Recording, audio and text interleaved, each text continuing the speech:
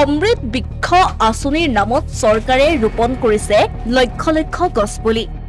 পিছে এয়া আকৌ কি? হাজোত দেখা গ'ল এক বিপৰীত ৰূপ।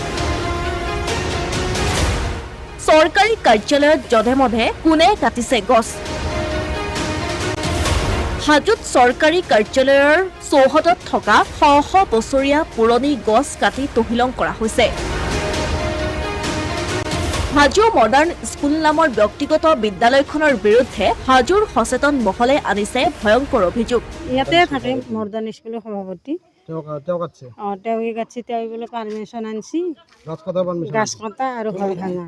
ঘৰটোও ভাঙব, দুটা ঘৰ ভাঙি পাৰ্কিং বনাব, বিল্ডিং বনাব, সেইখিনি শুনা পাইছো। আৰু গাছকেইডাল এতিয়া কাটা দায়িত্ব মানে মডাৰ্ণ স্কুলৰ পৰা কাটি গাছটো লৈ গৈছে, পাৰ্মিশ্যন আছে বুলি কৈছে। উল্লেখ্য যে হাজো মডাৰ্ণ স্কুল কৰ্তৃপক্ষৰ বিৰুদ্ধে গছ কটাৰ গুৰুতৰ অভিযোগ উত্থাপন হৈছে। কাৰ আশীৰ্বাদ পুষ্ট হৈ হাজোৰ চৰকাৰী ভূমিত থকা গছ কাটিবলৈ এই অনুষ্ঠানটোৱে সাহস পালে তাক লৈ উত্থাপন হৈছে প্ৰশ্ন। বন বিভাগ, হাজো প্ৰশাসনৰ সোপাঢিলা স্থিতিৰ সুযোগ লৈ এনেদৰে বন ধ্বংস যজ্ঞৰ লগতে চৰকাৰী ভূমিত বেদখল কৰাৰো অভিযোগ তুলিছে একাংশই। হয়, এইটো মানে খুব দুৰ্ভাগ্যজনক ঘটনা।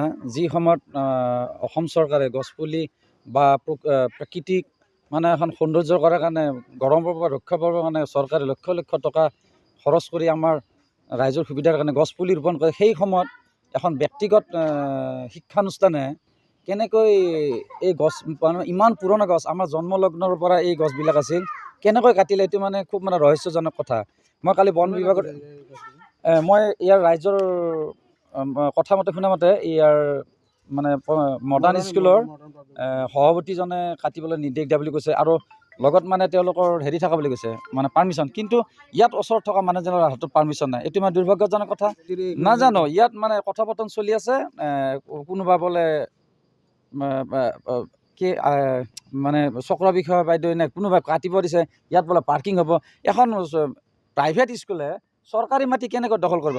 আৰু আপোনালোকে সিফালে গ'লে গম পাব, চৰকাৰী ভূমি মোটামুটি 2 বিঘামান তেওঁলোকে মানে দখল কৰি থৈছে।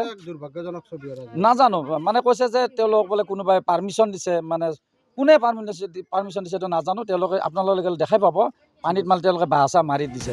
অমৃত বৃক্ষ আঁচনিক লৈ চৰকাৰে তৎপৰতা দেখুৱাৰ সময়তেই হাজোত চৰকাৰী ভূমিত গছ কটাৰ নিৰ্দেশ কোনে দিলে, সেয়াহে এতিয়া ডাঙৰ প্ৰশ্ন। অসমীয়া প্ৰতিদিন ডিজিটেল সংবাদ, হাজো।